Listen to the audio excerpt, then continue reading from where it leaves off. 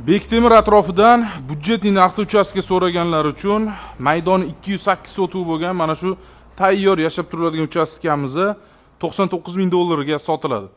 Ya'ni manzilimiz Bektemir tumani tugashi va Yangi Toshkent tumanining boshlanishi bo'ladi. Food City Qo'yliq bozoridan taxminan 1 kilometr o'tganimizda birlashgan mahallasi joylashgan Las Vegas mehmonxonasini ko'pchilik yaxshi bilsa kerak. Xullas, eng zo'r tarafi bu joyimizda katta yo'l yuzida joylashgan bo'ladi. Yashash joyini o'rniga do'kon qilib qo'yaman desanglar ham zo'r variant. Planirovkasi keladigan bo'lsak, hovlini ko'rasizlar, chiroyli bushatkalar qilib qo'yilgan. O'ng taraf burchakda sanuzilni ham ko'rishimiz mumkin va letning kuxnalar ham joylashgan. Binosini tushuntirib beraman. Bu yerda bizda bitta zal, mehmonxona joylashgan bo'ladi. Qolgan joylarni ichkaridan ko'rsatib beraman.